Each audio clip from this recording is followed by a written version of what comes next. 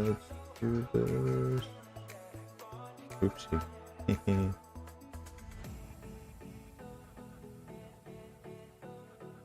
Oops. About chat. Never a Dirty Dan stream if I don't get this thing started smoothly. Oh wait, and you're gone. Wait, go back to Syriax. Where is he? There he is. Okay. There we go. Yeah, growing pains.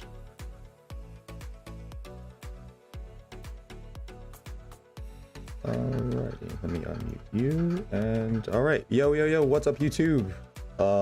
Welcome. This is going to be the first of, I hope, many segments that we do. King's Corner podcast. So huge shout out to my man Syriax. He is in Discord with me. I'm gonna lower the volume. Chat, give me a music check if you can, because I really want this to be focused more on the discussions at hand. Y'all know me, I love my music, but I think that there's definitely going to be some good value that comes out of this for, you know, the little players to the big players. So very excited to hop into this. Let me just say what's up to chat real quick. Judy, welcome to the stream. Bullet Blazer, Emenix, welcome to the stream. Sorry for the name butchering. Jazzy, welcome. Jackal Gaming, welcome to the stream. And my man Turtle, what's going on, guys?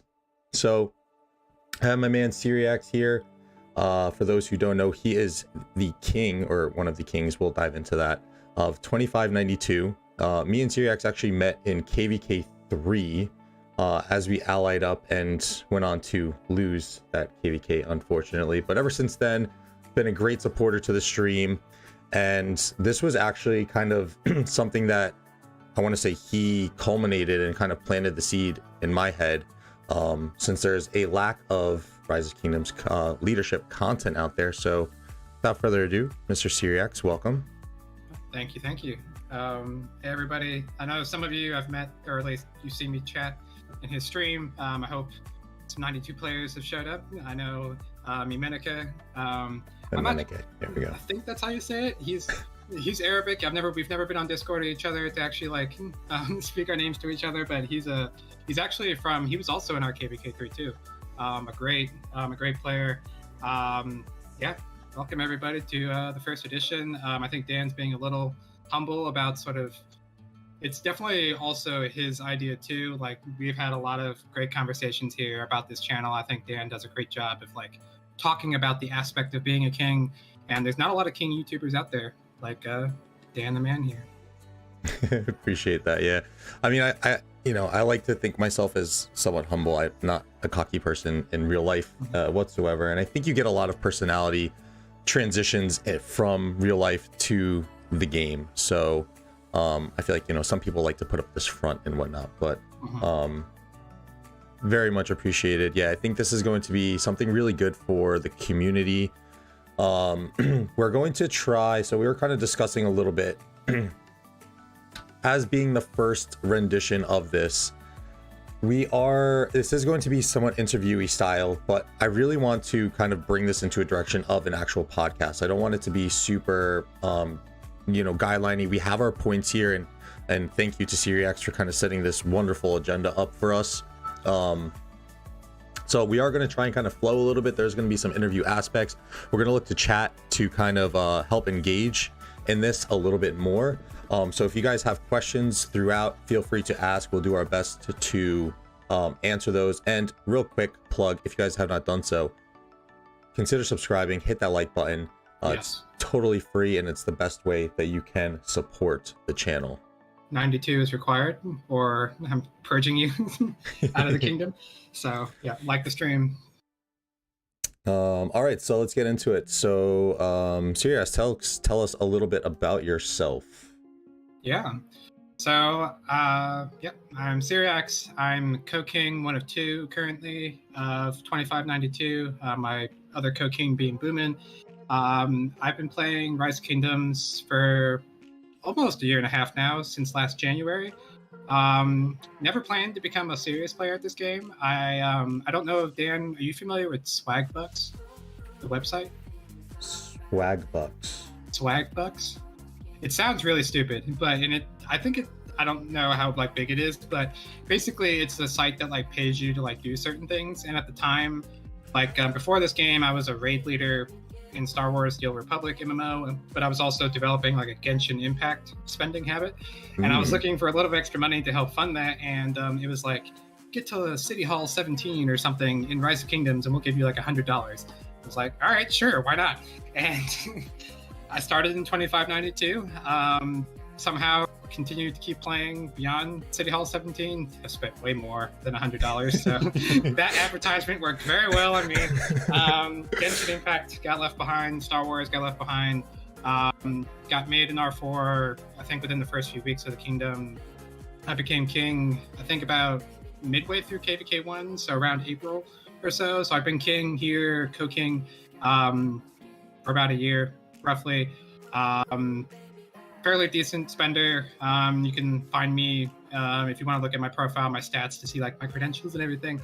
As like a farmer fighter, you can find me pretty close to our Lost Temple in 2592.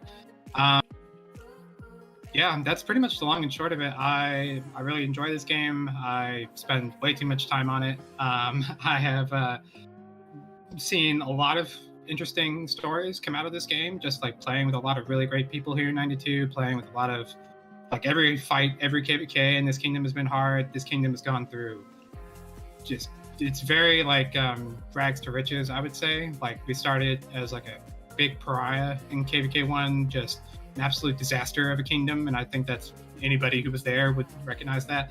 And now, yeah, we've become a really very, very solid CC.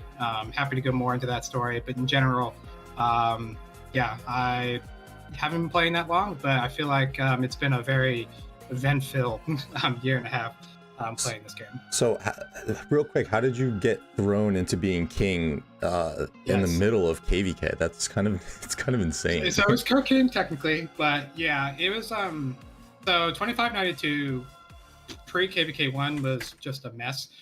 There was a jumper group that came in. I remember even fighting that jumper group at one point as like my first big war, like trying to fill a fort against like some T4 whale with Minamoto, Cao Cao, and we were just getting absolutely slaughtered. But eventually I ended up getting recruited to that jumper group's alliance, and I got made in R4 eventually, just because, you know, I was spending a lot of time getting really invested in the game, researching it, and you're like, hey, you seem to have a good head on your shoulders, here you go. Eventually we would end up having lots of little like police actions and wars, and like there's a whole lot of distrust, a whole lot of immigration. We had a civil war pre KVK 1.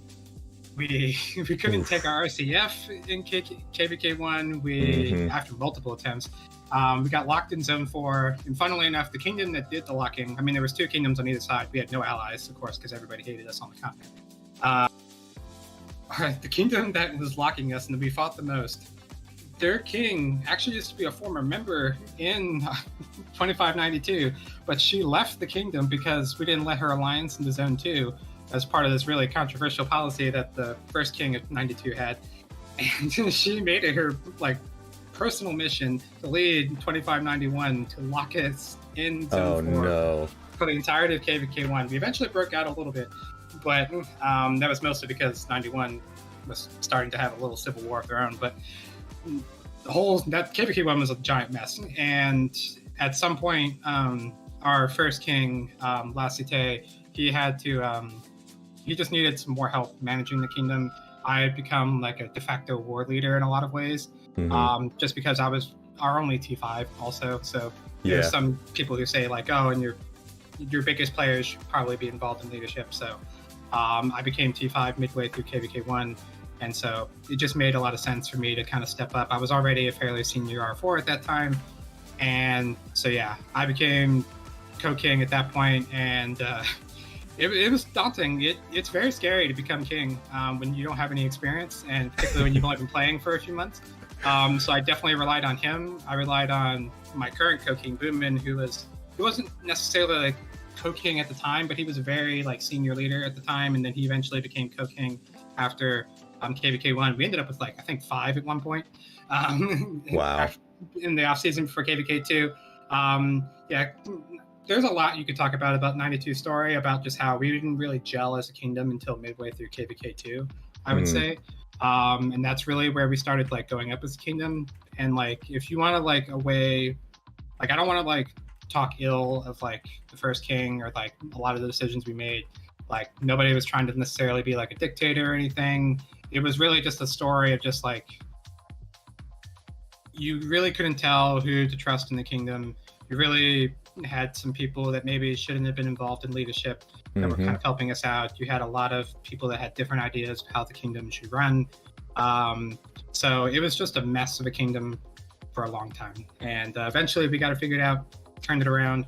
But if you want you want an example of how not to run a kingdom, 2592 for a good while, for the first 6-7 months was definitely that kingdom. Well, I mean, I think from all that happened, and for you to kind of get thrown in and really kind of take the reins and I mean, we played with you guys in KVK3, and I think we had a pretty good, I would say probably out of all the allies, it was probably the best working with you guys. And it was nice too, because we came off of KVK2 with fighting with 2576, so it was very nice to have them as allies too. So it was kind of like a nice theme rolling for us to kind of have some solid allies running through KVK, because as some people may know, it's from personal experience, and if anyone's watched our KVK4, kind of got some insight from our KVK4, especially some of my R4s, there's definitely some kingdoms out there that are a little bit hard to work with. So, for you guys to kind of, buckle down and turn it around is really, really something to behold. Do you have any tips for that early game madness? Right. I know I have some input on that too, but any tips, any insights? Because early game for any kings, and we just saw it with one of my buddies, I think in 3066. Such a shame. I did an interview with him. I was going to feature their kingdom, and then as soon as I made the video, I remember this, yeah, he got overthrown, and he messaged me later, he's like, Dan, don't post the video. And I was like, what the heck? So very similar story, but do you have any insights as to kind of the early game madness? I mean, it's so hard when you, particularly because I've only been in one kingdom. It is I'm trying to speak slower so the non-English speakers, especially because we're a very international kingdom, and I don't want to do that, but it's hard because when you've only been in one kingdom, like it's really hard to like look beyond it and see like how other kingdoms may have gotten through that, because we were also not the worst kingdom on our continent. Literally if you just look at 1093 stats, one of the worst kingdoms on our continent, 2587, has like the lowest KP out of like any kingdom that's out there, and they were by far like a worse dictatorship and everything like that. At the same time, we were known as being a dictatorship, probably with good reason. I would say a lot of that came down to we just had a really hard time trusting people. I think trust is probably, particularly when you probably have multiple alliances in the very beginning that all want to be the top dog in the kingdom. They want to be king. They want to, have their players in leadership. You have all these random wars, and I think you have to have wars in the beginning. You're going to have wars. Any kingdom that doesn't have wars and somehow like all comes together, sings kumbaya, and like, they all get together in a team, they're going to have some sort of conflict at some point. If it's not in KVK1, it'll probably happen within the next 2 KVKs. It is really hard to not have a war when you have just so many new people being thrust together. I don't know how many people are in a new server when it starts, probably a couple thousand at least. Yeah, easily. And the vast majority won't be there, of course, within like a couple of KVKs. There's so many people that just like quit the game for whatever reason. But I think the biggest thing for us was we just could not trust a lot of people. We could not trust the second biggest alliance in the kingdom. We had some players who always seemed to end up in control of other major alliances that we just had beef with constantly. I think some of that you could put in maybe like the kingdom just had a bunch of bad leaders and they just were never going to get along right. Maybe our king was not very like trusting, because it was always a theme in our leadership chats that like he wasn't communicating a lot. And for at least some of us who were trying to learn how to do things, try to figure out what was going on, what was like for a good king, like what's a good kingdom, that can be rough. At the same time, I could understand it because, like, you know, I mean, I don't know if he necessarily suspected any of us or anything like that, and I don't think it was anything out of like malice or like he's a jerk or something like that. Like, I think he set up a lot of things that helped us later on. He's long stopped playing in KVK 2. He had some unfortunate health issues and everything. But he did become kind of a very controversial figure on the continent because he set in some really controversial policies based on just security over trust, you know, not letting a lot of alliances into Zone 2 initially. We were the only alliance, like the main alliance of the kingdom was the only alliance in Zone 3 for a little while, and that precipitated the Civil War. Now, of course, we had good reason to suspect that there was a coup being planned anyway against us, so why would we let them into Zone 3? But so it was really hard to tell, honestly, like how much of it was like, you know, we were messing up. I ended up being like the mouthpiece of the kingdom, so I spent so many hours, as old 92 players will remember, arguing with people in kingdom chat, trying to like get people to understand what we were trying to do. And I think we generally meant well, but I do think trust and being able to actually, like, you know, you have to be vulnerable at some point to actually make people believe you, that you actually are trying to like not just like dominate the kingdom. And then you could also talk about, like, you know, what kinds of people do you have as your leaders? Like, do you have people that seem to only really be in power because they like being in power? Like, they just want to be in charge of people? Or do you have people that are like really trying to like talk to people, make, you know, like solve like disputes in the kingdom peacefully, or like, you know, defending people that are being attacked by like rogue alliances or something? Or I don't know, just like it's really hard. I'm not sure you can really say a lot of things. I think the jumper group that came, which he was a part of, which a lot of our core leadership was a part of, they were strong. They became top alliance, but they were not like dominant in the kingdom. So you could even go from just like a international relations, which is kind of my background a little bit in real life, or just like a history standpoint of just like we were not strong enough to wipe out all rivals immediately, and so there was always a little bit of room, or a little bit of doubt as like to who the strongest was in the kingdom. Even though I was the only high power player in the kingdom, there was like, I think the Civil War happened when I was like 22 million. The next most powerful, I think, was like the king at like maybe like 16 million or something. Everybody else was like under 10 million at the time that was trying to fight us. They were allegedly trying to install me as king at the time, even though they didn't talk to me about it, and they were just like messaging me like, when we win this war, we're going to put you in as king. It's like, A, I don't trust you, and B, I'm fighting against you, bro. So that Civil War went very badly for them, and they ended up going to another KVK 3 kingdom, 2589. Yeah, so I would say trust is probably the biggest thing for us, and being able to actually like get a vibe check really on like what kinds of people are in charge of these various alliances.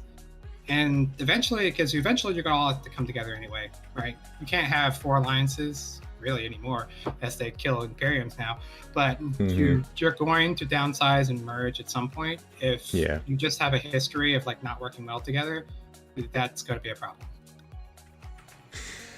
Yeah, I mean, I think for us, luckily, you know, we were, you know, a jumper group. There was the core of us, me, MIB, Morningstar, Bears. I'm going to leave some people out, I apologize, but there was definitely a core of us that we had the groundwork laid for what we wanted the kingdom to look like, and we kind of had that trust already. But of course, there's some people, we actually kind of almost similarly, we brought in a smaller jumper group right before we kind of started our whole project, and that lead over there, he was the one who kind of caused the issues with us and our KVK2. So kind of similar story there in a sense.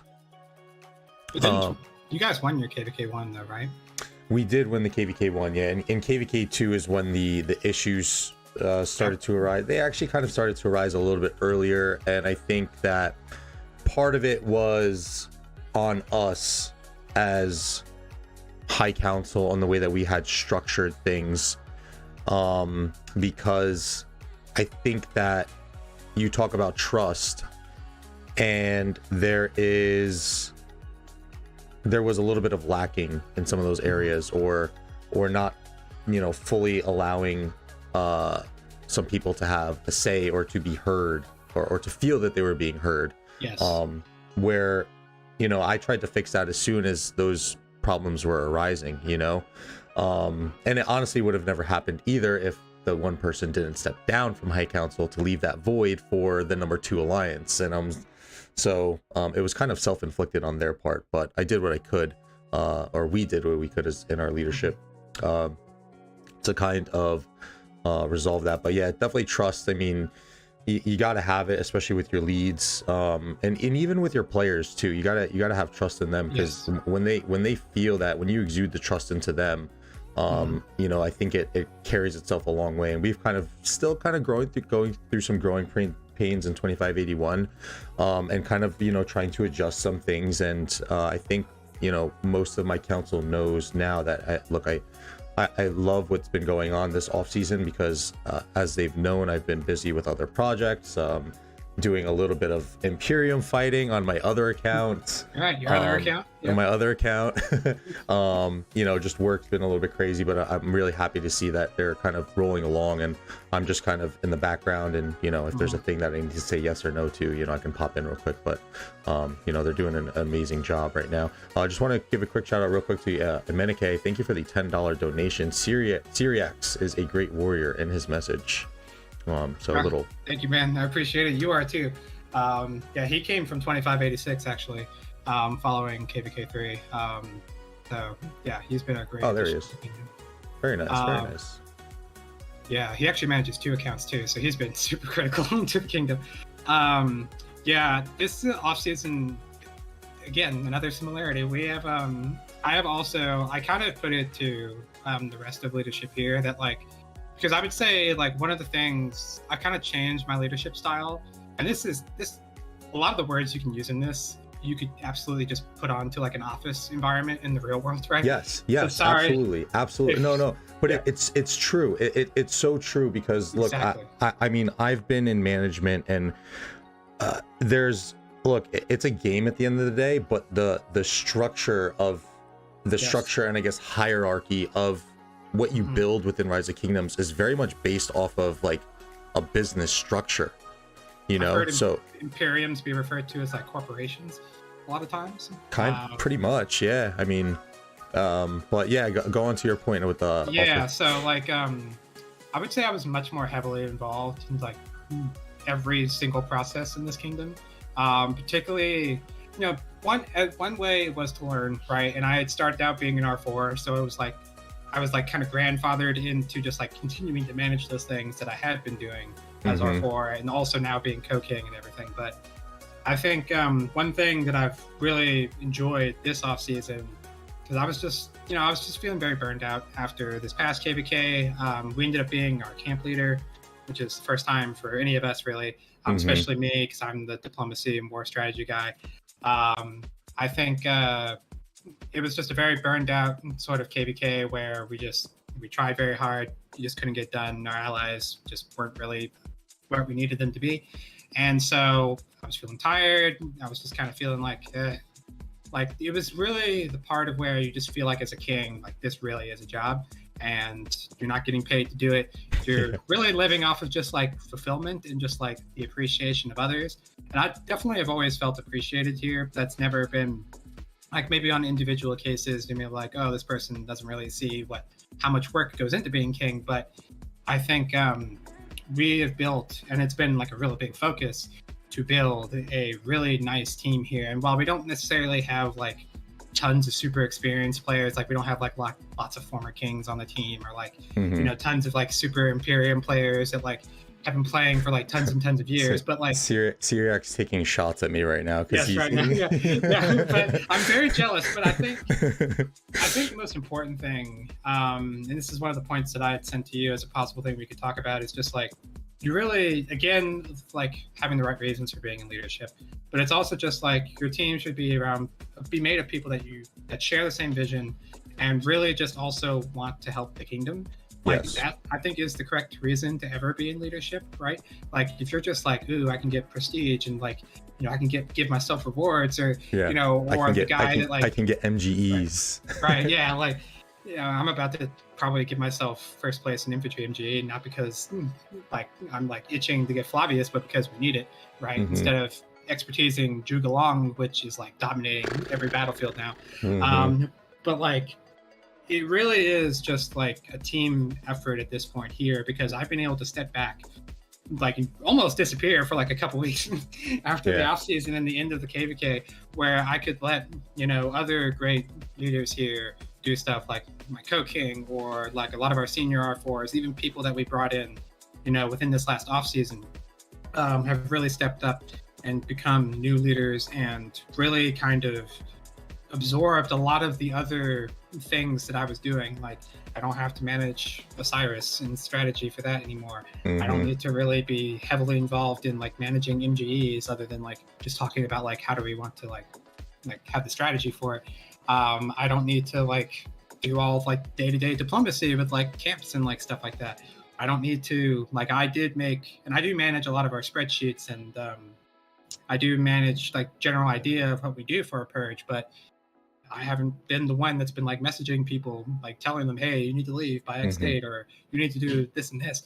Like we have a great team here that we have worked really hard to build, and a lot of them were new to leadership. A lot of them, some of them are like native 92 players who started out same time I did. And so a lot of them were also learning. So we just have really worked hard, and having that team to support like myself and Boomin as my co-king, we have had just, it really pays to share the work, because you're going to get burned out otherwise. You don't want all of the credit and all of the blame to go onto one person. You don't want every single process in the kingdom to depend on like one person for a variety of reasons. So yeah, just looking at that point, excuse me. So Syriax had listed here for people to have like a similar mindset and vision, and I think this is key here, that soft skills are more important than experience. So we had a decent amount of that too, and I think the best person, I don't know if I can, hold on, Talgot, welcome to the stream. I don't know if I can open the subtitles now. Let me see, hold on, apologies. One of the best people I can refer to on that is Mama Nem. I mean, she came into this totally green. She's a little bit older, and I don't think she has much video game experience, but what experience she did have was in real life, kind of being in administrator roles and stuff of the sort. So yeah, Talgot, I'm sorry, the subtitles will process after the video, after the stream concludes. I got to look into that though. I'm not sure how I can get subtitles on for whatchamacallit. I've noticed that for some streams it's hard. I've never seen it, I don't think. I've heard C Will say that before for like his live streams, but when in a KVK4 we were in the same camp with the King of 2157, Migbo, who's like this massive like Spanish speaking YouTuber who plays rock and other games and stuff, and he did streams, and I could never get subtitles to work because he only spoke in Spanish. And so I don't obviously speak that. So being a very white American from the middle of Kansas, but I think, we have a very international kingdom. So thank you, Talgot, for showing up. Apologies if English doesn't work. So yeah, I'll look for if there's maybe a plugin I can do on future streams, because that's good to know. That's something that I didn't realize, to be honest. I go back and I rewatch my streams, but honestly, I mean, I can't like watch my stream as I'm streaming. So but anyway, I forget where we were exactly. Yeah, but, so we were talking about soft skills and and people just with that desire. Nem didn't have much experience, and it took her a while to really kind of come up into becoming a lead in the main alliance, which is Fame, and still learning, but still again is super committed to the team. And I think when you have people like that, you can't deny them the opportunity to want to kind of step up and help, because again, I think when you do that, it shows lack of trust, and I think other leads can start to get that sense as well, especially if that person is liked, which Nem is. She's very much like she's Mama Nem of 2581. So there you go. You know, you got to be able to discern and just know, you know, there's so much more than just experience, I think is what I'm trying to get at. You don't want some really toxic, like super experienced player that maybe they know what they're talking about. Maybe they even have like the optimal idea for how the kingdom should run. But ultimately, if they're really just a pain to work with, or they really just get off on being, you know, a big name in the kingdom and whatever, I feel like the benefit of their experience is heavily outweighed by the toxicity and the general impact they're going to have on your culture, especially like your, you know, work culture, quote unquote. Yeah. Like I would rather work with somebody who was new to the kingdom, has never been in leadership before, but they have like a desire to learn.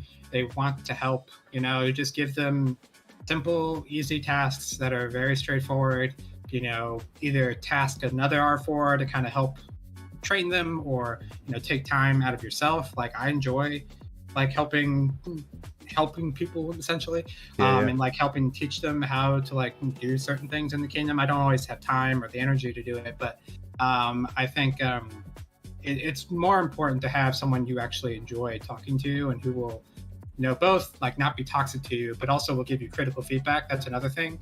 Like you don't want someone who's just like so nice and like so thankful to be part of leadership that they just do whatever you want them to say, or they never challenge any of your ideas, of course. But that's, I guess, the other side of things, right? The other end of the spectrum. But I think in general, soft skills, as you know, Americans at least would put it, just being like they're good communicators, they want to work, they want to try, they have the best interests of the kingdom at heart.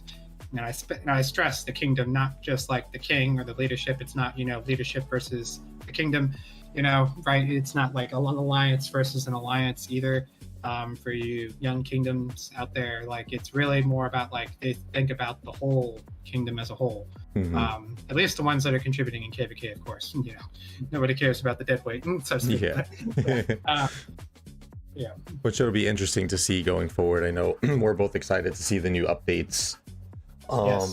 You know, maybe, you know, kingdom cleanups and all that stuff is no longer something that we need to do. If we can just register, you know, who wants to play or whatever, but we'll save that for a later discussion as those updates come, if they ever come. But I like how you touched on, you know, you don't always want in your leadership team as well people who are just going to do whatever, you know, you say, right? And I think that this is a huge aspect of your leadership team around you to challenge those who may be above them, and not challenge in a demeaning way, but to offer insights. So like I would say a few people off the top of my head that I can kind of praise in this is Durs, and he's a young guy too, but there's times where we'll be talking and discussing and I'll say, hey, like let's do this, let's do that.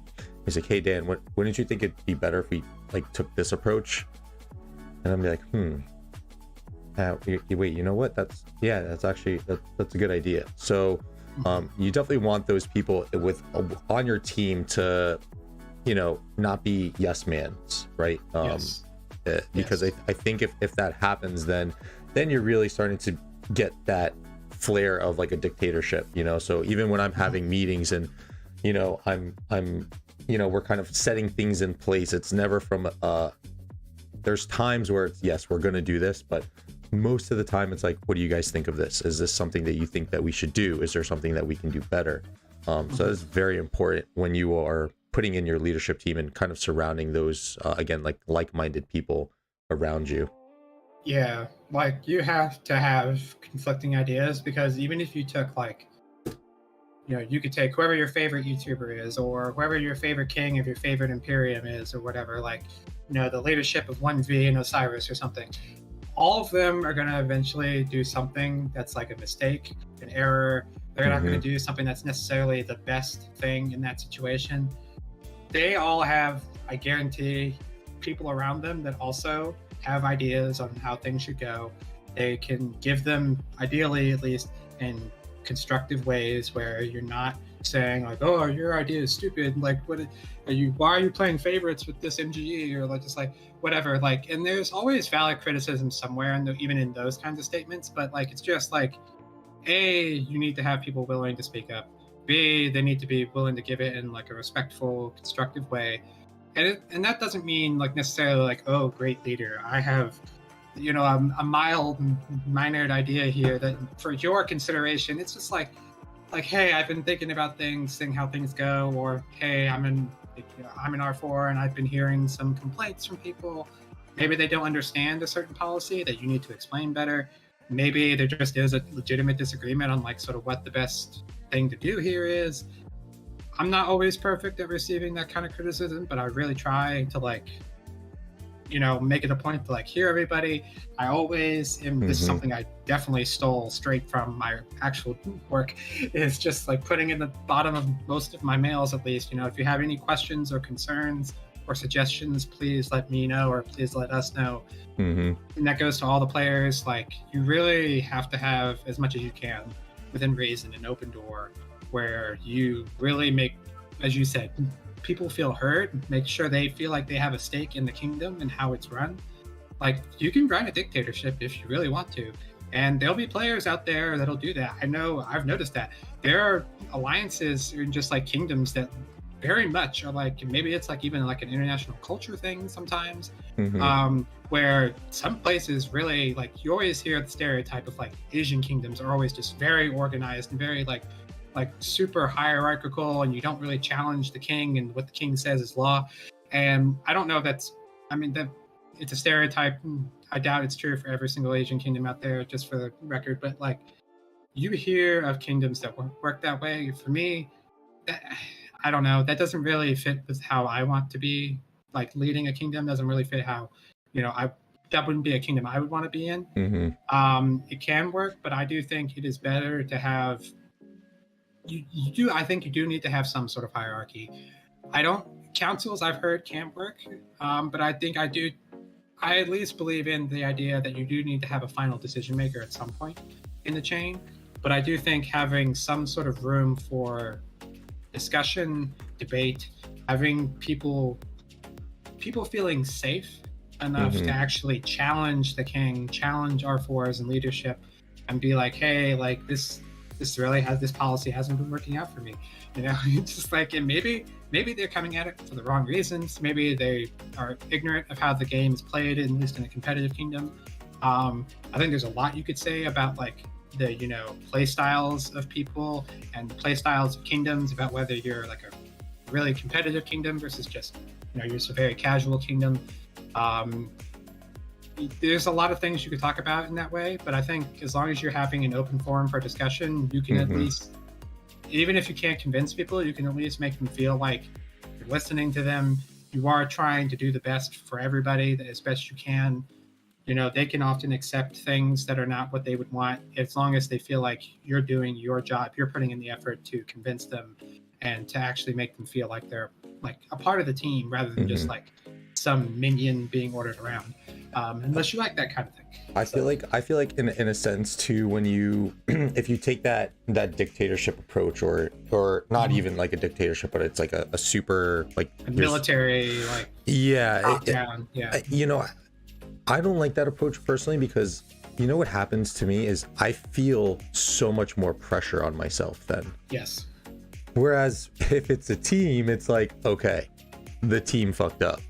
Which I don't use it as like a scapegoat by any means, but just for like, again, this is a game at the end of the day, and why do I need to feel this pressure to perform, or to always make the right calls? And there are times too where it is a pressure situation in a KVK where maybe I am the only one that can make that call, and I can live with that. But when it's all the time, when it's every single thing that you say, and all that pressure is on you, then that's a lot. That was one reason that held me back from kind of jumping into a leadership position in the past. Hell, even someone in a former king, I think this is when I was in 1779, before I started jumping around a little bit,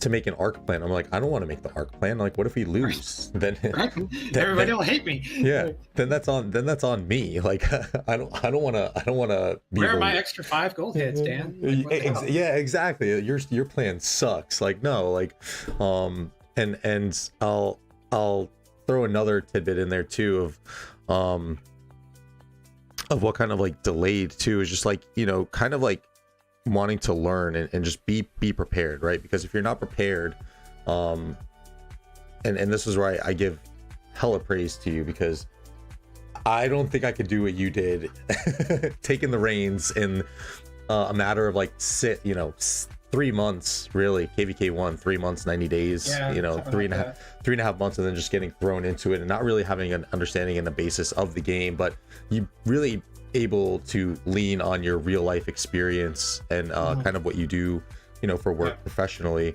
can kind of help with that. But yeah, the dictator approach, I don't know how some people do it. That pressure would kill me. I think some people thrive on that, and I think it's a lot of it's just like the attention, the credit, just like being needed by people. That can be very fulfilling at times. Like, it's obviously cool to be like, everybody loves, you know, you, or like whatever, right? Like, I mean, it's fun to be a superhero sometimes, but I don't think it's sustainable in like multiple ways, right? Like, at some point you're gonna mess up, right? Or you're gonna piss people off. At some point you're gonna get burned out, you know, like at some point it's gonna get old and you're just gonna feel like, I can't keep this up anymore. Yes. Like, yeah. Or like, and if you're not getting a lot of people that are challenging you and giving you new ideas to consider, new ways of thinking, you know, giving you the perspectives of other people in the kingdom, you know, that are not just immediately around you. I personally get very insecure about like, am I actually doing the right thing? Like, do people actually like me, right? Like, I don't want to be the center of attention all the time. Like, I've always thought of myself personally as like the second in command kind of guy. So like when I was first like made co-king, you know, it was nice having the more senior guy, the first king there to like lean on. And then eventually, you know, the other co-kings that were made co-kings who were in the kingdom previously, but just, you know, they became more prominent in leadership than they were. Having them as other people to like bounce ideas off of and hear their experience, because most of the other leaders, the senior, like the other kings and stuff, they've been playing for years, right? And they've been playing in multiple different kinds of kingdoms and everything. So even if they didn't necessarily consider themselves as like super experienced, like, you know, well successful kings or whatever, they had still seen a lot of things that I hadn't. And you know, whenever I get into like a game, like I'm always like really passionate about, I like devour every piece of guidance that I can find. And again, this is another sign that was just like, there was nothing out there about really being a king. It was just kind of like, you kind of learn just by like, oh, this is what your school is kind of talking about like how you should rank MGEs or like, you know, or whatever. Like, you just kind of learn through other people, like offhand comments and stuff. And so you really, and again, goes back to just like, you really need to have people that are there to help, that are there to like not like score points and be, you know, oh yeah, I want to be like the top dog in the kingdom or the person that has all the ideas or whatever. You want people that are there to help you, because you can always learn. I can always learn. You can always learn even from newer players, you know, getting new perspectives on things. So we agree. The dictatorship thing, or at least the very top-down hierarchical thing, parts of that has value, but not necessarily for everybody. Yeah, I don't know how people, I mean, I like how you said some people feed off of it, and which is true. I mean, you can look at, you know, some primetime sports athletes who, you know, thrive under pressure like that. But I mean, for me and probably for most people, it's not it's not ideal. So quick question. I'm kind of going back to our notes a little bit here. Yeah. And I'm gonna kind of twist a question that you had a little bit. So you got thrown into being king midway through your KVK 1. What kept you being king? What made you be like, after KVK 1, like, hey, I'm not gonna do this? Like, what kept you going? Oh yeah, what made me stay as king? So for one, so like just some like very basic, like obvious things, like people liked me being in leadership. That's always an important part of it. People wanted me to stay in it and like appreciated the value that I was bringing, even if I was new. Being the biggest account in the kingdom does carry a certain amount of prestige and gravitas, obviously inherently. Although we did get a big migration in other T5 players who obviously had a lot more experience. So I was definitely not the biggest after KVK 1 ended. I think it was when I was R4, I really did enjoy just helping and trying to like figure out ways to do things better. I do really enjoy, so like my work generally in my career is like program management, project management, which I don't know how well that translates, but like into other languages and in situations, but basically just like I love making things more efficiently. I have history being a team lead, so like a lot of it just kind of came natural. It was just like, yeah, like there are probably objective ways to make the kingdom run better. And I did a lot of research, and I was just like, I was starting to develop opinions about like how I think the kingdom should run. And so eventually it was just both a combination of people really wanted me to stay. I had a little bit of success towards the end of KVK 1, making an impact on towards the end of KVK 1, we had been locked the whole time. And I led like a group of players out when I thought we had an opportunity to break out and get a little bit of territory in Zone 5. It didn't really matter. Like KVK was going to end fairly soon. Obviously, if 2591 had really wanted to like fully unite and kick us back out of Zone 5, they could have. But I felt like it was important to have some fighting spirit and show that we were not going to give up just because we had lost earlier in the war. And we did actually manage to win a little bit of territory. And it kind of gave me a taste of just like being a leader and like getting like a taste for the role. So I think it's a combination of things. I really do get a lot out of seeing people do better. And so I write a lot of the guides in our kingdom, for example, all of the guides. And so I became just very knowledgeable in the game because I was also devouring every piece of knowledge I could find on the internet about the game. And so it was kind of a combination of things. It was definitely kind of rough because we almost had another civil war coming out of. Oh, God. Again, 5 kings, 3 of which were, they were kind of the head of our other main alliance. And not the one that like declared the civil war, but on us before KVK 1, they migrated. But this was our other one, our family alliance. And we just had there was a lot of miscommunication. Like this is another thing I think this happens a lot, I think, where particularly across language and cultural barriers, the game's in-game translator is often really bad. And it's so easy to misinterpret people when people don't have like a native common language and way of talking. And so we just really did not understand each other when they brought in a large group of players and they had a lot of ideas. It felt kind of like they were trying to like take control of the kingdom. And on one respect, that was, not a invalid thing to do because obviously the kingdom was a mess. But at the same time, it was like the rest of us were feeling like, we're really trying to make things work here, work with us. And we eventually sorted it out and everything has been good since. And that formed the basis of like what united the kingdom and united leadership finally. Because we had a lot of leadership turnover. And that was another reason why I stayed on as king, was just like a lot of the original leadership of the kingdom eventually turned on the original king, or thought the kingdom was going in the wrong direction, or just like quit and everything. So there just weren't a lot of people that were like involved in leadership that had a lot of stake in like making the kingdom project work around. So I guess it's like a lot of all of the above, really. It was never just like, oh man, I really loved being king. Because king has always been a lot of work and it's been a lot of stress, especially in the beginning.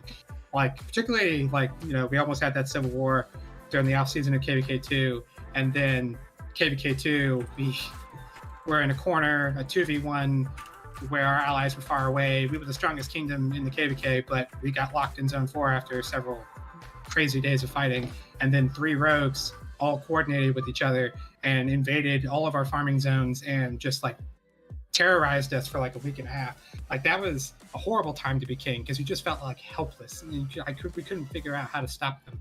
And eventually we would go on to get the star in that KVK 2 and would win it like legitimately, but At no point have I ever thought that being king is fun. Like I've Yeah. never thought that it was like this is like a really fun, interesting system that the game has for you to engage with. Like I feel like some people think this is like a strategy game, or like, you know, you're playing like Crusader Kings, if you're familiar with that game, or like some other video game where you're just a king of like, you know, some random minions in the game. Like you're controlling real people, you know, as much as you can control a person. And so that comes with so much stress if you're doing it for the right reasons and you're not just like, you know, like some god king or something. And so at no point has ever been fun, but I've always found it to be fulfilling. Particularly, you know, maybe if we had continued to be a bad kingdom, I would have like given it up. But like eventually, as we started to turn things around and there was like some hope in the kingdom that we were figuring things out, and we were making people that had a lot of doubts about the kingdom realize that we were, you know, actually we meant well. They started to have trust in us, again, trust. And then we all started believing in the kingdom, getting more people involved in leadership, continuing to kind of clear out some of the people that really weren't of the same mindset, the same vision. Yeah. That all really helped me stay on board. And so I think continuing to focusing on what was fulfilling and continuing to work on the division of labor, the workload, sharing that, and then yeah, so a lot of it has just been, you know, working with people to make things work. And yeah, that's pretty much what has kept me going this whole time. Because yeah, I do want to stress being king, even being R4, it's not a fun job, but it can be very rewarding if you're in it for the right reasons. I think being fulfilling, it can be definitely a challenge at times. For me, I'm super competitive. I'm hyper competitive. Yeah. Same. Yeah, like it. So like when I can, so the best example I can give is of why I kind of, you know, am still kind of doing what I do, of being king. Because again, being king comes with, you know, you can ultimately, depending on how your leadership structure is set up, you can ultimately make a call, a final call, right? Yeah. And I would have to say one of my favorite moments was in our KVK4. We were kind of landlocked in a heroic anthem, and we were making some progress, but I made a call to drop a fort way off in a corner, and my initial reasoning for doing zone this 5, right? In zone 5, yeah. Yeah. My initial reasoning for doing it was just to simply distract the enemy camp and just to force them to use some crystals. They didn't honor it, and we ended up finishing the fort and coming over and getting a huge cut on them. And that was probably the moment where I was like, fuck yeah, like I'm better than you. Right. Like my strategic prowess like just trumped you. And I think from that point on now I'm chasing that feeling of out strategizing people. Although I stream, I think I'm finding a nice balance right now of being in Discord with my war leads and saying, hey, we need to do this, we need to do that. Right. And it's also again in a consultative manner. It's like, hey guys, I think we should do this. What do you guys think?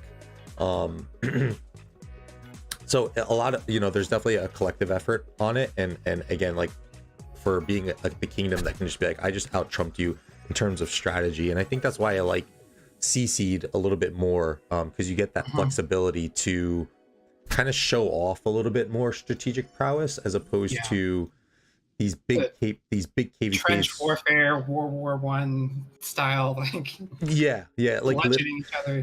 Literally what we were doing in 960 against 2489 2 days ago when the zones first opened, and we were sitting on one flag for almost 20 hours and just going back and forth on open field stuff.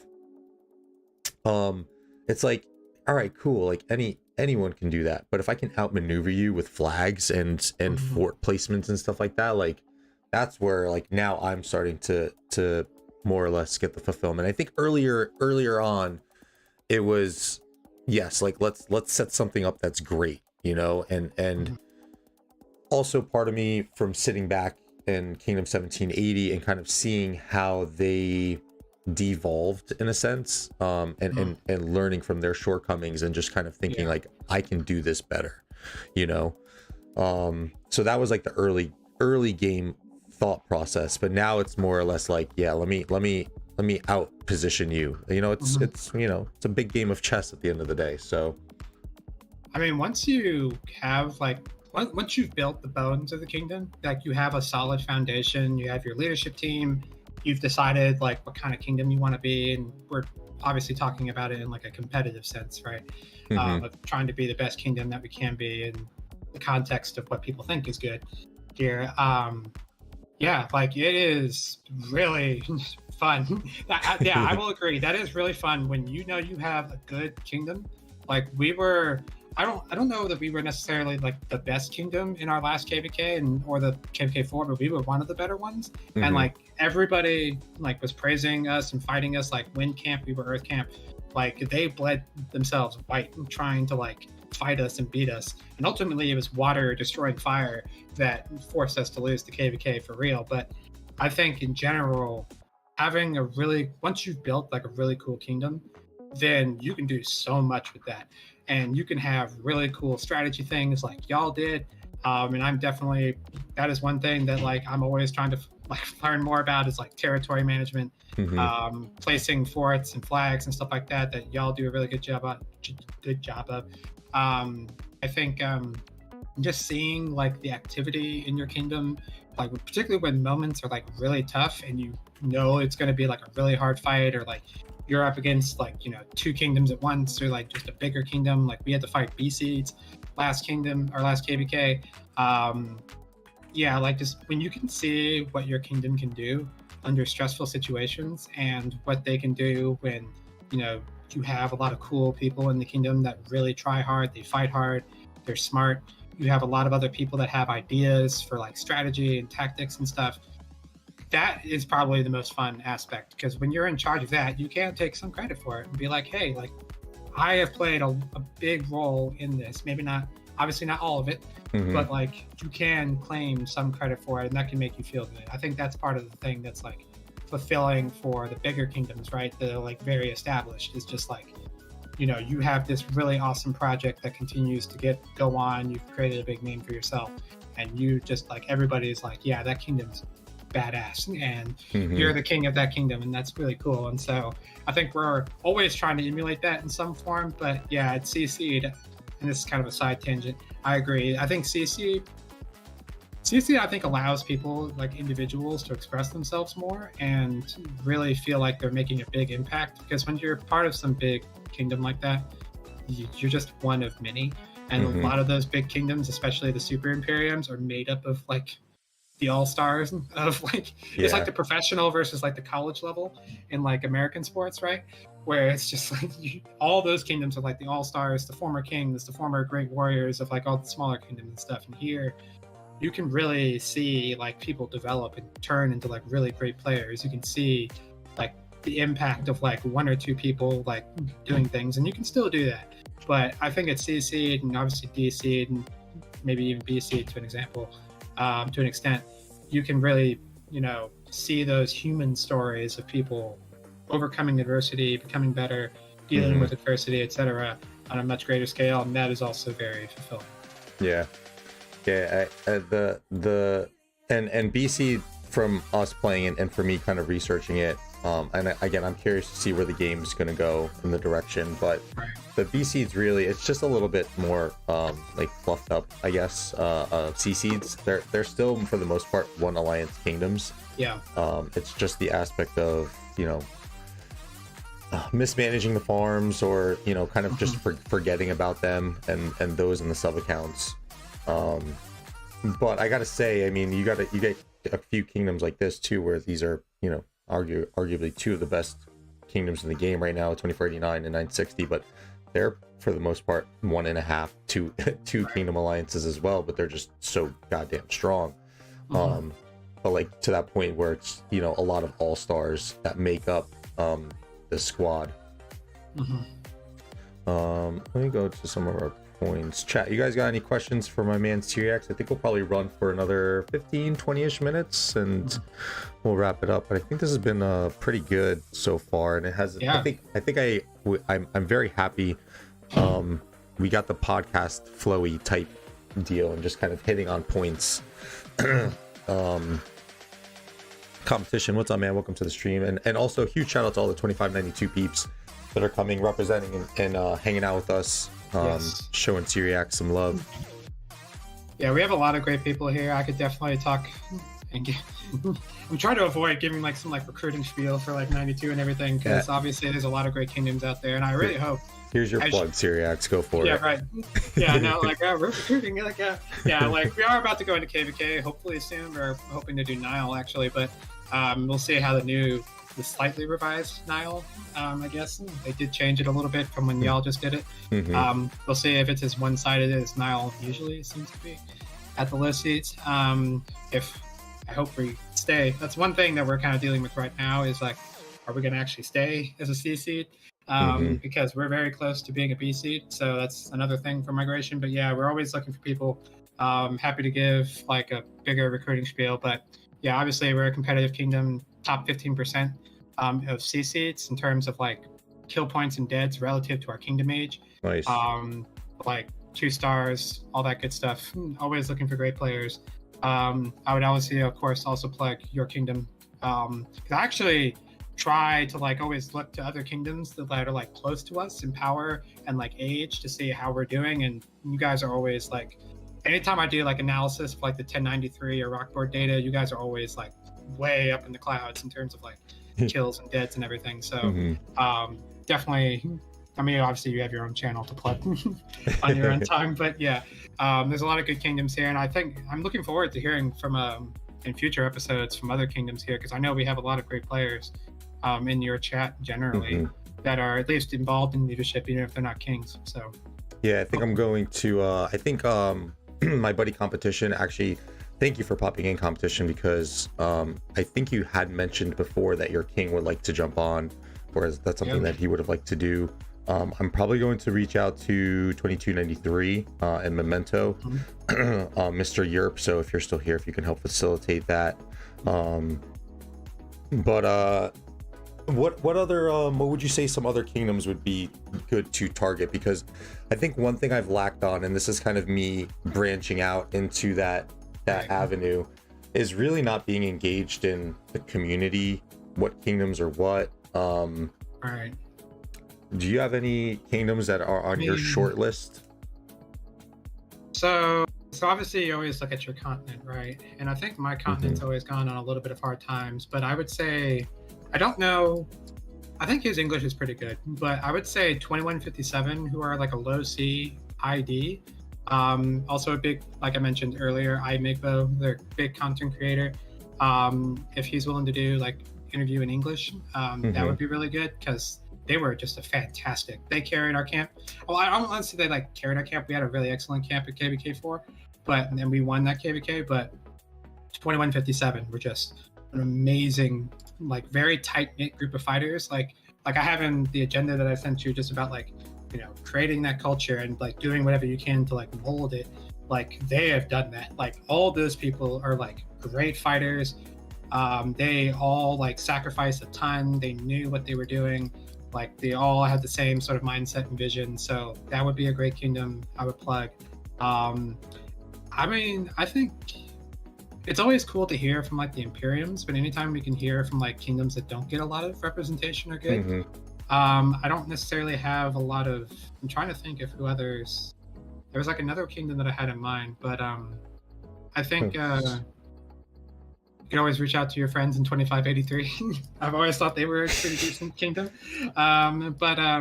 Yeah, I think anytime you can hear from like the kingdoms that don't get a lot of press, I think is good. Because obviously, you know, like especially like Redline, he's obviously covering a lot of the bigger kingdoms, or at least he was before KVK, and I hope he continues that a little bit afterwards. But you could always talk to like Lambo and like MF and 1029. I would love to hear about them. I mean, that's kind of another like really tight-knit DC sort of thing. Yeah. But yeah, I think there's a lot of smaller kingdoms out there, because I do think that the meta Well, and like how you run CCs is a little different than big kingdoms. yeah, Right. well, and in addition to that, the direction that the game's going now. I mean, Right. look at what the guys from SW and HMB are going to look Yep. to do. And we had Cortex in our kingdom for a little while, so I'm sure he's probably he probably has He'd be great if you could get him right. But like, yeah, he's got a little notebook from when he was with us for that year's, not even a year, for that one KVK, of kind of like how to, the perks, benefits, how to's and don'ts of doing a small kingdom type deal. I think that's definitely, obviously, like you said, there's definitely some coverage that's been on the Imperiums, and MIB might be a good one too, since he is close to our continent. I mean, thank God we didn't land in that continent. We were 2 kingdoms away from those guys. That would have been horrible. Yeah, I think in general, whenever we can reach out to like because obviously, names, notoriety that draws views, of course, but like, I think there's a lot of great small kingdoms out there, particularly with the people. Oh, are we good? Yeah, you're good.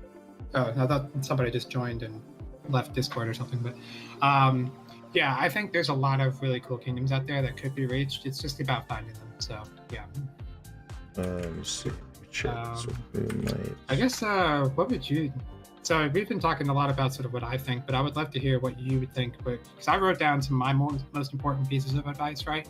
But what would you say if you have anything that was like differs a lot from this? That you would say for like a king, or a prospective king, or an R4, or anything like that. Yeah, I mean, I think not a lot of the same points. I think we're gonna agree on. I think realizing that you're not always the smartest person in the room, kind of deal. And I think that's something that I've had to work on as of late, when it comes to maybe some territory stuff. And again, I shout out to my man Durs, who kind of like again, he came in with us in KVK 3, and I don't think he really wanted a leadership position. I don't even know how he got into leadership, to be honest, and then he became one of our council members. But he's grease to the right palms, yeah, a bit of gold to somebody.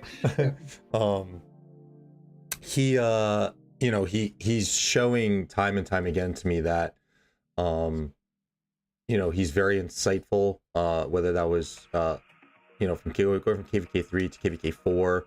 I did like a little bit of like a title singer. I can't think of the word for it, like those things you get in your yearbook,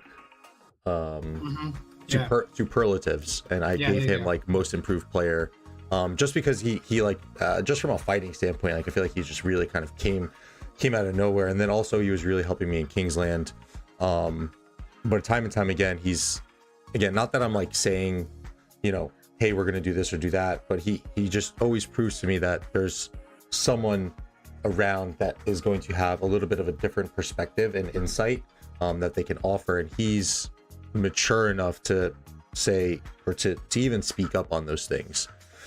I think just from being a king too, I think one very important thing is, don't be a king that just sends king mails and you're non-existent in alliance chat.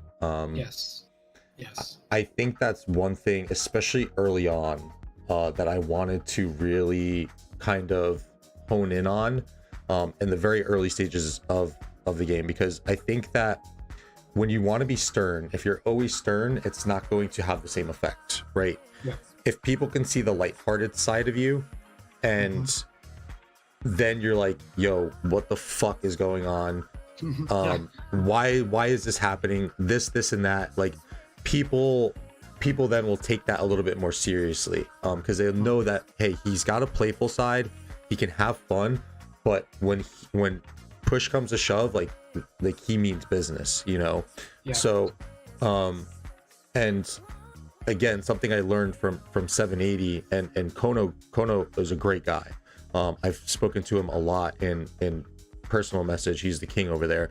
But I think one thing that he could have improved on is just being a little bit more like friendlier and open within Alliance chat, because I think one important role of R4s too, to kind of touch on that aspect that you brought up too, with leadership, is your R4s really should kind of generate some discussions within Alliance chat, keep it lively.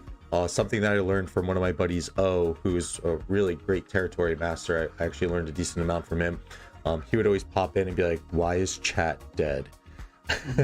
But this is like 2 years ago, when I feel like many of us were still kind of new to Rise of Kingdoms. Now it's like off season. Okay, like, yeah, people are gonna poke in, probably rarely. Right. But I think, engaging in Alliance and engaging with your players, trying your best to answer your players when they come into your DMs. Yep. I think a lot of people know that I get inundated with a lot of messages and everything else that I have to work on, and I think they do have an understanding. But even if I miss a few, I'll try to go back and just be like, and at least respond to the last point or the last message. Except for the people who are constantly badgering me, those guys I just straight up ignore. I would say honestly, everything else, exactly. We're all humans at the end of the day. We're here to enjoy this game. We're here to have fun.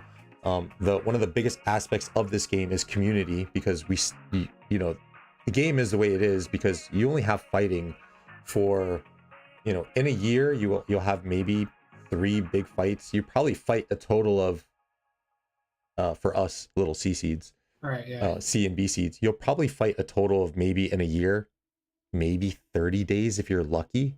Oh, yeah. Fighting, like actual fighting. I would say like 2 to 3 weeks maybe, but like yeah. I mean, so those other 340 days or so is so community driven. And if you're not building the community within your kingdom, whether that's Alliance chat or Discord is another very important thing to leadership that I think goes underrated. Have a good Discord. Make sure you can engage with people in that. Soundboards are probably the best thing that happened to Discord now, guys. So when you're in your ARC matches, when you're in meetings or whatever, lighten the mood at times with the soundboards. They're hilarious. Let me see. So I actually have some. So this is actually something that we don't do because, again, we're very international. So we have a lot of people that just can't speak English or can't understand English. Like we've tried in the past, like very ancient past, we've tried like having like people who can speak multiple languages, like translate and stuff. But it is very hard. And even for some of our players, like I've heard that like for some Arabic players, for example, Discord is banned in their country, so they can't even like use it. So we've actually heavily relied on just like in-game sorts of things. Like we have a WhatsApp group for like most senior leadership for the most part, but like, and we do have a Discord, but it's mostly there as like a resource rather than like, like this is where everybody comes in for like war strategy. We do have a lot of leaders who do speak English, but in general, I do agree. Like this is something that I have been great about in the past and have I think I've gotten worse at it if I was really to give myself criticism here, is just being able to respond to everybody and address everybody's concerns. Like your R4s should be there to help deal with a lot of like more, I don't want to say petty like disputes and like other kinds of things, but like the more minor issues. But making sure people understand that you're a real person behind the keyboard both benefits them and you, because then they'll actually treat you like one, and you're not just like this like faceless entity that like makes their game less fun if they want an MG and you want to do something that's different with it, or whatever. Like I don't know, like there's a lot of situations that really benefit from seeming like a normal person, again, like someone who is trying to do his or her best to like help the kingdom, help the individual players. Maybe they disagree with each other, but we can have a normal conversation. And I agree that does mean that you do need to be active in the chats, and you do need to show more aspects of your personality than just like giving orders and like being very serious all the time. Like again, like we talked about, this game is not a job, and even at a job you would still want to do this. Like you can do it too much and be fake about it, but like you would still want to do this in real life where you're just like, yeah, I'm just one of the guys, or like whatever. Like there's obviously like you can do it too much and everything, and you do want to have some level of like deference and respect for you and everything like that. But like you should try to be responsive as much as you can. Like you said, it can be really hard sometimes, and most people I think understand that, but some don't, and people forget. But yeah, generally being active, showing the pleasant side of you, showing that you're not just like an angry grump all the time that's like thinking that everybody is an idiot and you have to like tell them all and fix all these problems constantly, and that's just a bad vibe to be a part of. Like when it's all just like we're here having fun trying to like make things better, that goes much longer away. So yeah, I think in addition to that point too of being human, right? Don't be too serious either, guys. Like this might be from me being a YouTuber or whatnot, but I get trolled constantly. Like my guys will troll me to death, but I know it's all in good fun, and I'll troll them back too. So as you should.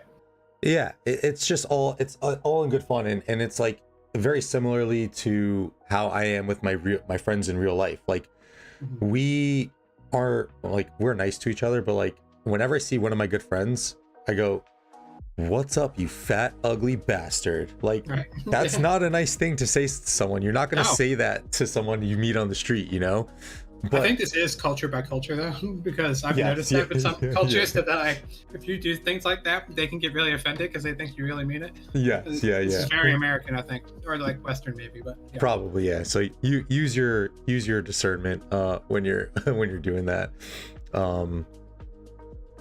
Europe says when you troll back and lose your alliance tag. Yeah, that was the prank that went really south. I had a very bad feeling in my stomach when we did that. So don't prank your kingdom as hard as we did.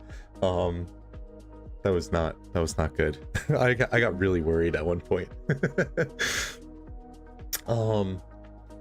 Durs had a question for you. How do you deal with rogues in your kingdom? Oh my god. I mean, I'm gonna say at the outset that the game still does not give enough tools to a king to deal with rogues, like truly, because I think, and this is something we talked about like on a previous live stream, I think, where I feel like a kingdom in this game is like a mix between a guild, like an MMO guild, and like the actual server that it exists on, where you only have control of your guild, which just makes sense a lot of other online games, but you have no control or very little control over who is allowed in and out of your server. Right?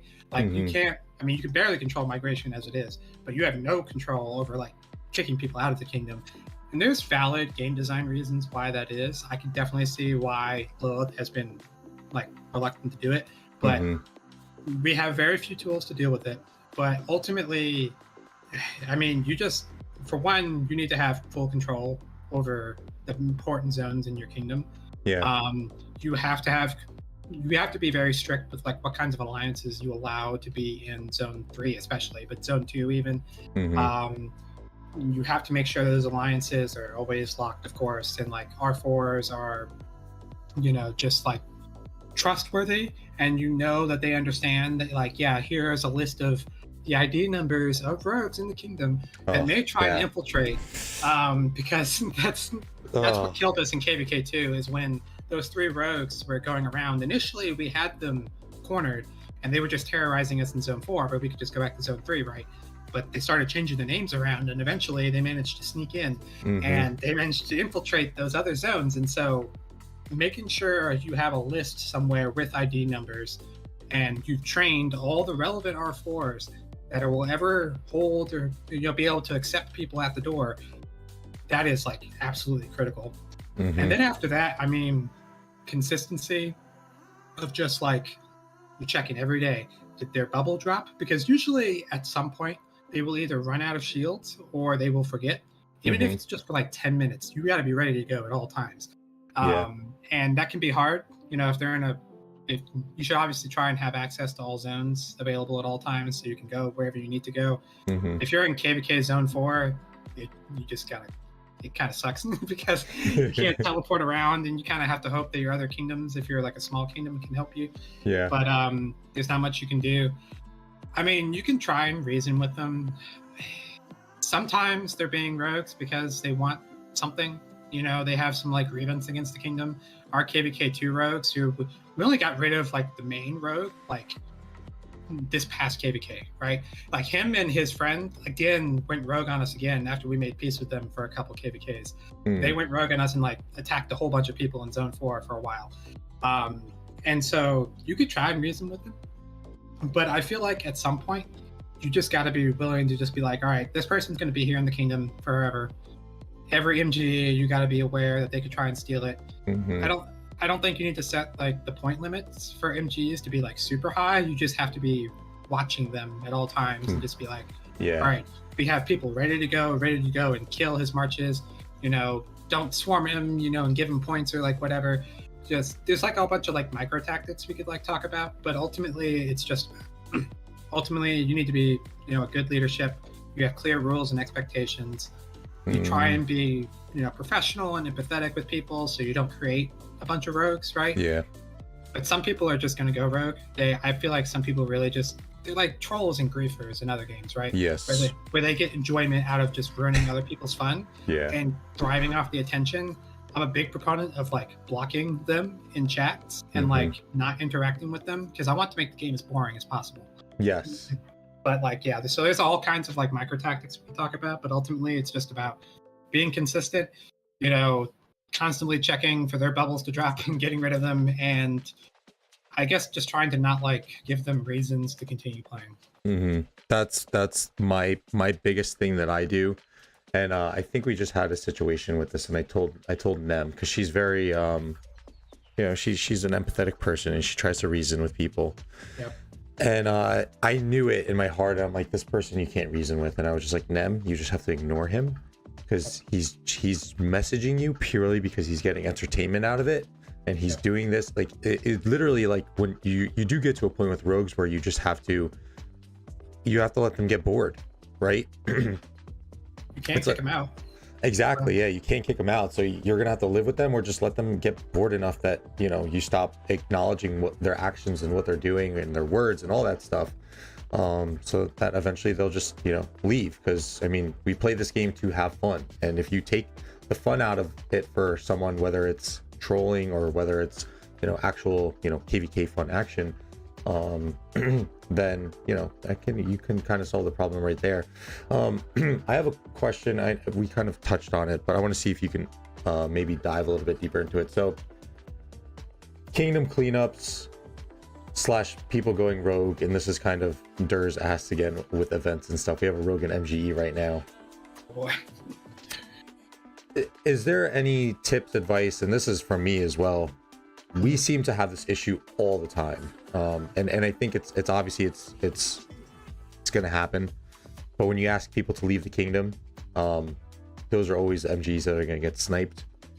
Any ways you've found that you can prevent that from happening, or do you think it's just something that if, you know, they're being asked to leave, you might as well just, you know, take one with you? I mean, I would do that, but do you have any insight on that? Yeah, I mean, people are gonna always, I mean, again, have lots of security measures in place to like prevent that. Be ready to feed people, obviously, and like fix the rankings if you have to. I found with the purge that, I mean, there's always going to be people that don't respond to you one way or the other, or they're going to tell you to like, you know, screw off, or they're just not going to be, you're not going to get anywhere with them.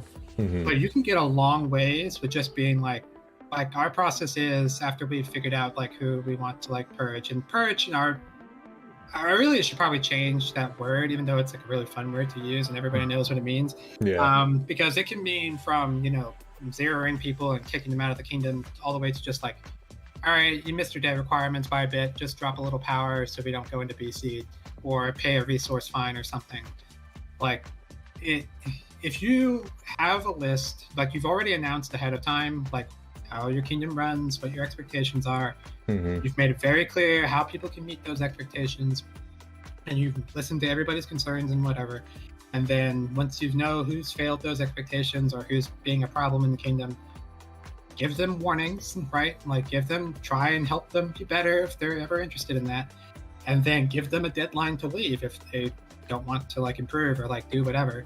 And you treat them kind of like a professional sort of thing in real life, right? Yeah. Like even if people are coming to like collect debts or like, whatever, or like maybe they're trying to like indict you or something, like you're going to get like warnings and mails and have time to like react and do things, because nobody's going to want to really leave just like immediately, right? Particularly if you start out just by like zeroing everybody out of revenge, or like, oh, you dirty deadweight, like how dare you, like, come here and pollute our kingdom, and like you've made us all sacrifice our accounts just so you can sit here and collect chests. Like, I totally get the anger.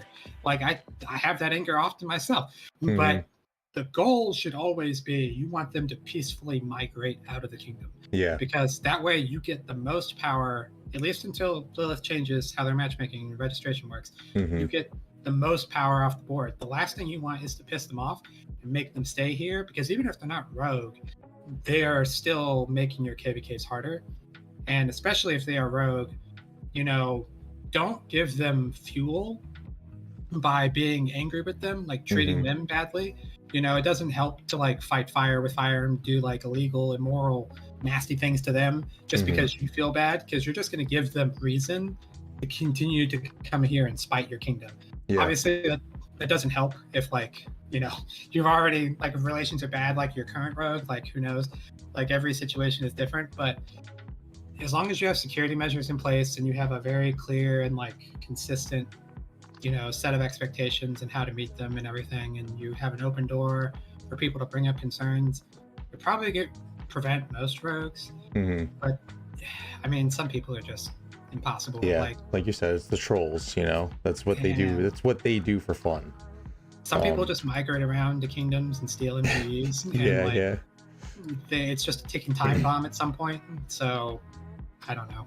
Yeah, one thing we did for our kingdom, and this is again kind of taking that businessy approach.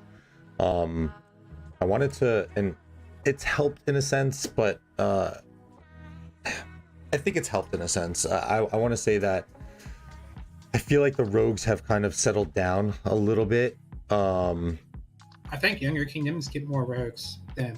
Oh yeah, for sure. Like, well, I think a lot of it's people not understanding the game and they're still kind of learning. Why are these expectations in place, or why do I have to perform to this standard and whatnot.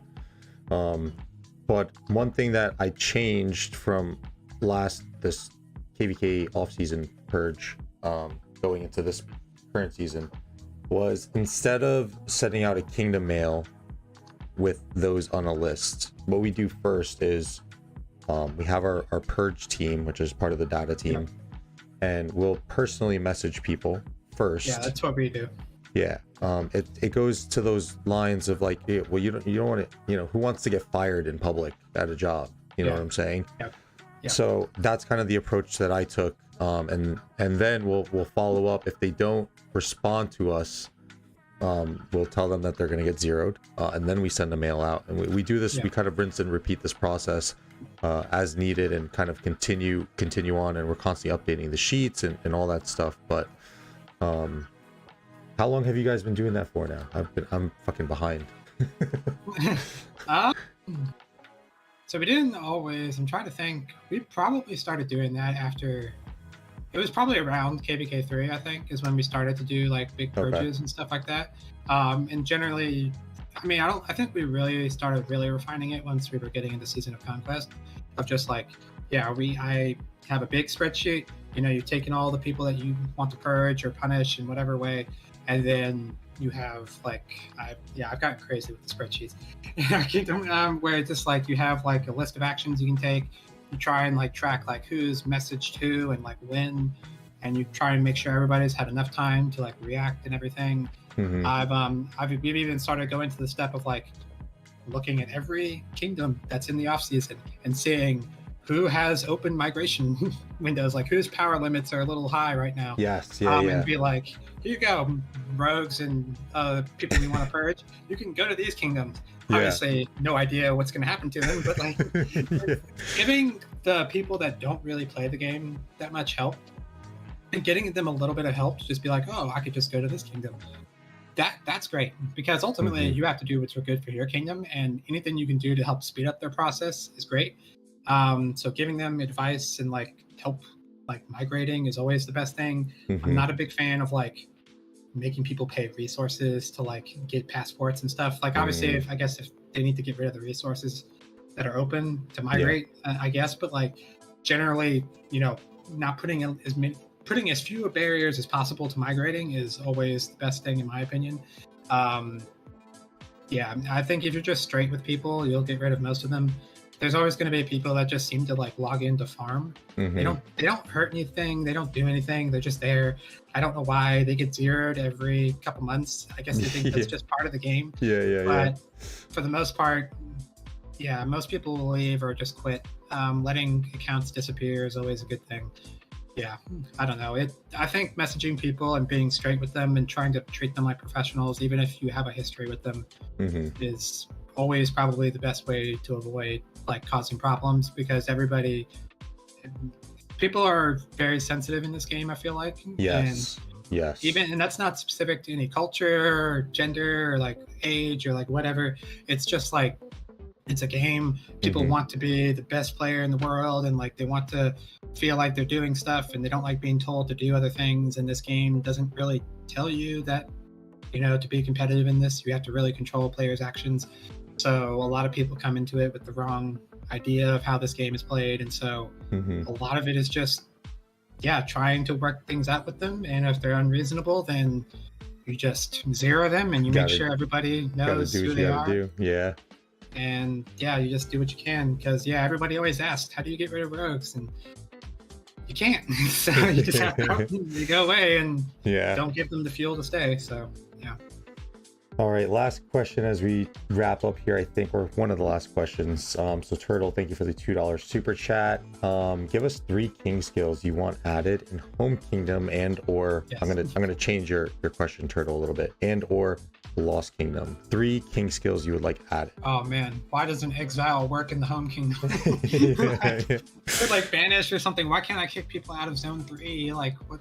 It's the king's zone. Like that would be the first one by far. It would be nice if there was another king. Like most of them are going to be like rogue skills, I think.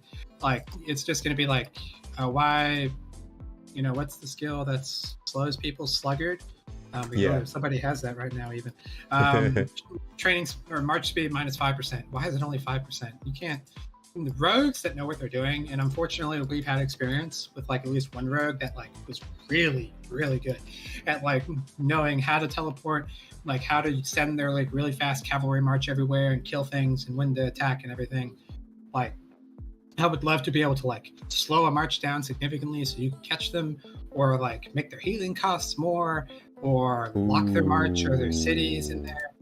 It's like something to make it harder for people to increased healing costs would be sick. That would definitely make someone leave the kingdom. Like, because the big problem with rogues, it's not the T4 rogues. Nobody cares about a T4 rogue. Right? And if it's like some free to play that just like is mad about requirements or something, usually they're not going to be a big problem, other than they'll just be a weight on your kingdom. The problems are the people with really deep inventories that can, even if you zero their troops, like it's absolutely unreal that you can just hide troops in fort rallies still. Like you can just send a rally somewhere and you can do that. I've seen rogues try and get really cute by like sending their marches into like the corners of zones and like hide in bushes and stuff, but like it's really the people that can just heal one march forever, right? They have endless resources, endless speed ups. If you could make them burn through that quicker, that would help. It won't help a lot. I don't know how devastating you would want to make it. I think a lot of the bad titles that exist right now, nobody wants them, but they're not really that impactful. I feel like the worst 5% health. I mean, it hurts, but it's not like not minus 10% resource production. Oh, wait. Is that really doing anything to really help people? So, I think the skills could be made. The bad titles could be made stronger. I want to be able to kick people out of at least zone 3. You know, if you can control people's marches better, that would be great. Lost Kingdom, I don't know, because most of the problems I always have are just like being able to like deal with my own players rather than like trying to. I mean, I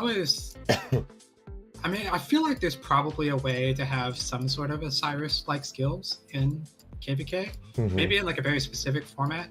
Like it doesn't have to be like, you know, everybody has like, you know, the same, you know, the defense and attack skills, or like obviously sneaky tactics would be kind of crazy in KVK. But sneaky tactics would be, that was the first, when you said that, Osiris skills in KVK, that was the first skill that came to my mind. Sneaky tactics. Right, yeah, everybody wants sneaky tactics. I mean, I wouldn't mind a crazy KVK where it's like, yeah, this is probably unbalanced maybe, but like it's just really fun. Yeah. Like, I mean, balance is fun, balance is good for like really competitive kind of stuff and serious stuff. That's good to have in your KVKs, but like a really just crazy KVK, even if it's like a really short one with all kinds of skills, that would be really cool. I don't really see the point of like exile in Lost Kingdom either. Like you can send somebody back to zone 4, but they probably can just teleport back. Yeah. I mean, it's annoying, but it's like you're spending what is it, 3,000, 5,000 gems to make somebody spend like 500 gems for a blue teleport, or like 150,000 credits or something. Like, if there was a way to like, I don't know, it's kind of hard to come up with a way that would be like balanced, I guess. I don't know. What are your answers for these? Well, I'm looking at chat right now, and I'm gonna steal some of these. So Europe says a node clearing skill called Scorched Earth. That would be pretty sick. Like if you get like the, what is that one, not Ceroli, Frida, but in the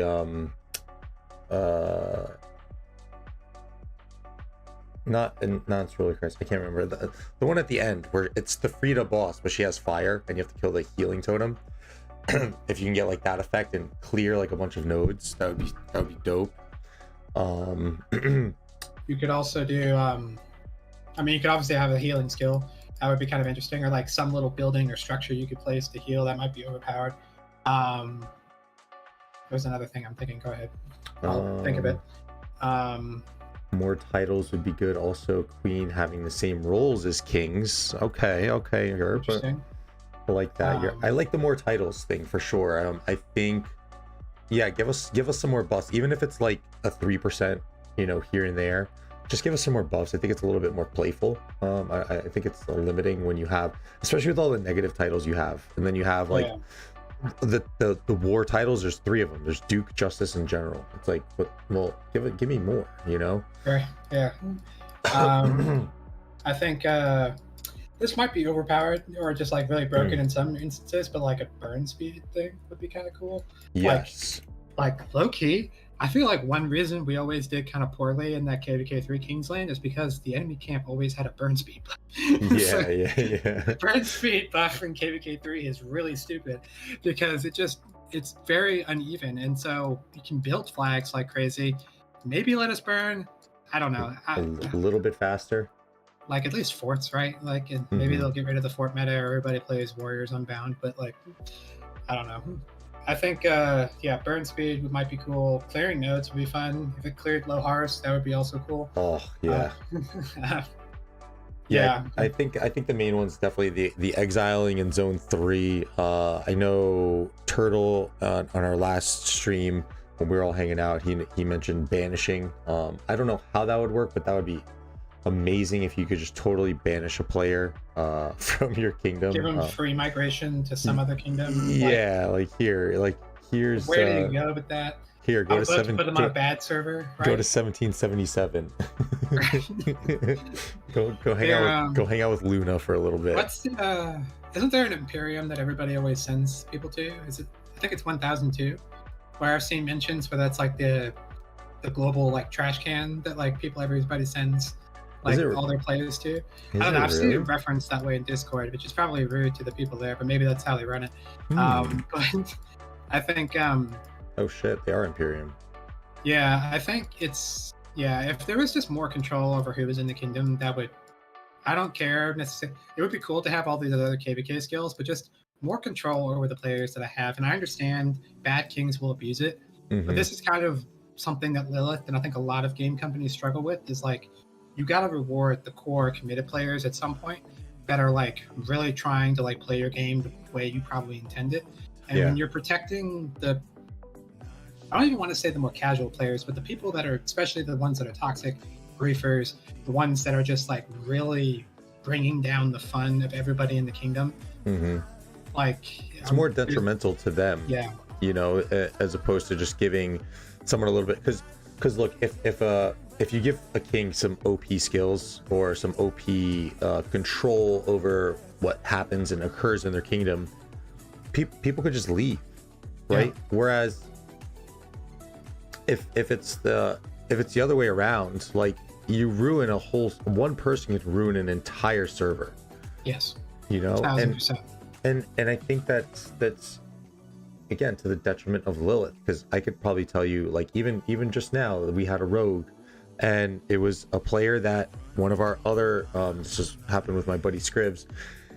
His farms got zeroed by the rogue, and he was like, yo, what the heck, man? He's like, I gave that dude so many resources in KVKs, and he's like, I don't even like, he's gonna stick around with us, but he's like, I don't even feel like playing the game anymore, because it's like this guy who you thought you were boys with and you were helping for, you know, many KVKs just turns around and kind of like does some dumb stuff to you. It's like, so yeah, I think that there definitely needs to be a change along those lines. I think it'll make the game a little bit crisper from a player standpoint and a community standpoint as well. Like that'll flush out all of the bad kingdoms, and then what they can do is, you know, just, someone mentioned it, I don't know if it was you, but start clearing servers. Like get rid of servers that are dead, and especially if somebody was talking about that last time, just merging servers again. That would be amazing content to watch. Just the immediate civil wars that would start as people start over. I think anything we can do to help kings manage the population a little bit more. Like I'm not a fan of like people are always like, oh, why can't I get rid of a person's peace shield? That is probably a little too much, but like stopping them from at least being able to just constantly raid people, kill gatherers, swarm cities as easily as they've been able to, that would be amazing. Anything you can do to help get them out of the kingdom. I would happily give a rogue free migration if you just had like a ticket to give them free migration anywhere they wanted. Just like, and obviously nobody wants a rogue in their kingdom, but like maybe you can have some like crazy bad server that they would have to have like I feel like Lilith is really about censoring words, but I don't really feel like they're about policing behavior in this game. And I think they have a very weird viewpoint on like, are rogues actually bad or not sometimes.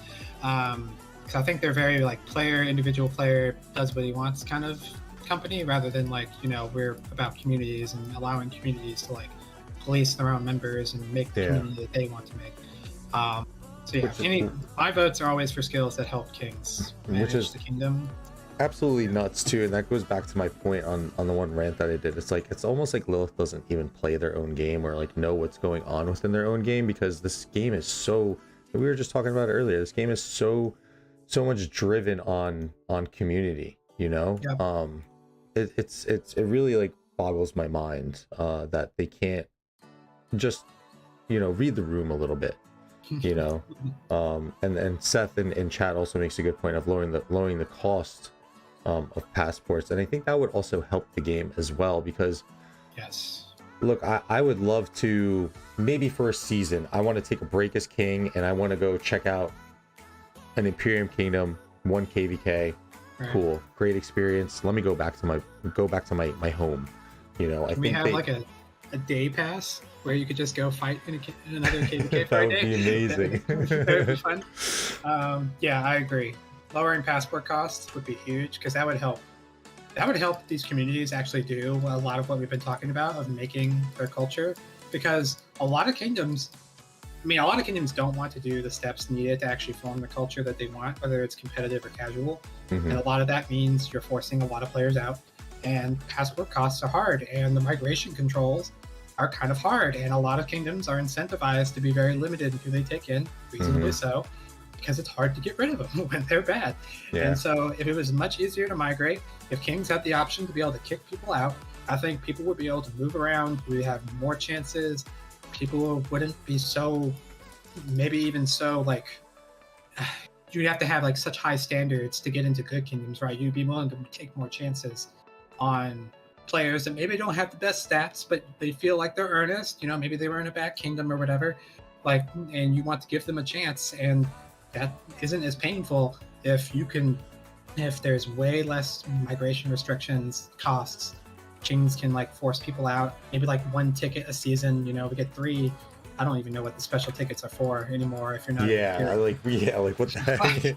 Just like I'll trade in as many tickets as you want if I can kick out 1 rogue every year, even. Like just like, because if you can get rid of 1 rogue, sometimes that can ease up. Like off seasons are suddenly a breeze. Like MGEs are suddenly very easy to run because you can get rid of like the 1 person that's terrorizing things for a whole server. Yeah. And if you just give in to what they want, you might as well just kill the server and leave, because it's almost never like they have some like constructive policy criticism. It's always just like, no, I just hate you as a king, or I just hate this kingdom, and you know I want to see it suffer. So like, yeah. So more tools to help your community. More tools would be nice.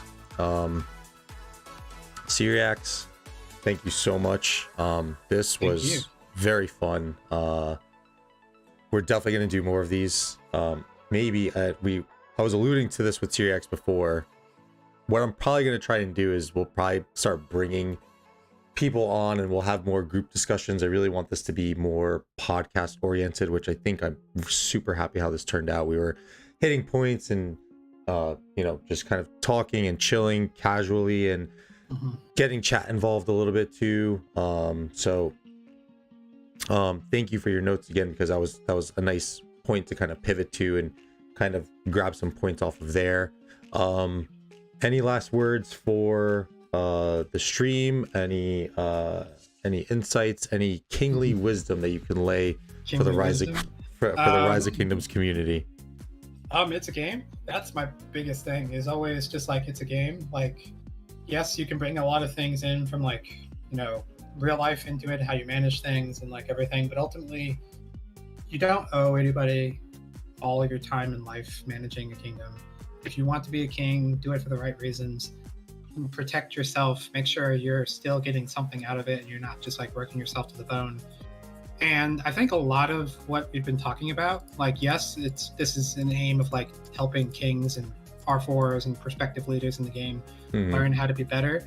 But I think this equally applies to lots of players too. Like what we talked about here, does that sound like your leadership? And we're not saying, at least I'm not saying, that like this is the only way you can run kingdoms. Like obviously you can have different cultures, you can have a more casual kingdom, you can have a very hierarchical kingdom, etc. You can do things differently than 92 or 81 do, but like to be thinking critically about like what kinds of leaders you have in your kingdom and like the culture you have there, and pay attention to future episodes, obviously to help Dan too, but like also just be thinking about like what kind of kingdom you are, because this game, I really feel like the community is probably the biggest aspect of this game. Like you can have, if you have a really fun community that's good to be a part of, you can lose probably every KVK and it's probably not going to hurt it that badly, right? Yeah. Like, because you can have very unfun experiences in kingdoms that win, right? I'm sure there's plenty of people that hate being in certain Imperiums because it's just not a fun community to be in.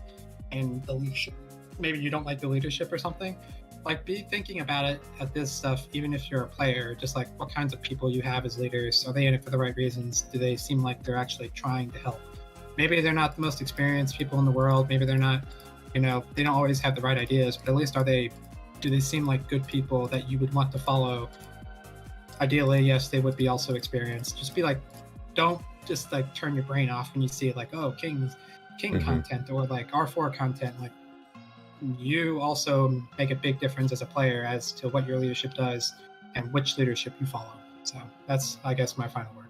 Nice kingly wisdom there. There you go. Again, thank you, Syriax, and just a few quick shout outs for the chat, and also huge shout out to all the 2592 peeps showing up. Vitor, thank you for the subscription. How do you say Amenike? I think it's Emenica. I don't know, but yeah, I'm sure he's Emenica, fine with the name. thank you for the $10 donation. Lambo, thank you for the $5 super chat. Simon, thank you for the subscription. Alejandro, thank you for becoming a member, as well as Hunky Bear, thank you for becoming a member of the Dirty Gang. And last but not least, GT Chicken Hunter sneaks in with the last subscription. Thank everyone for the support. We're probably going to look to do this podcast probably bi-weekly, just so I can have some time to kind of set up scheduling with other kings and stuff like that. If you are in a kingdom that you think is very well run, has a good king that you think might want to hop on the pod and just chill out, relax, we'll kind of talk some Rise of Kingdom stuff, leadership stuff, and all the things of the sort.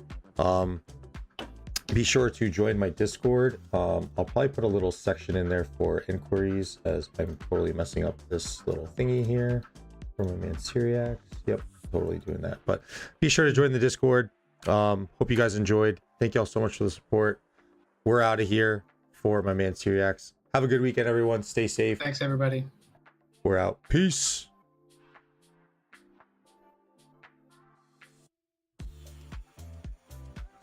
My man.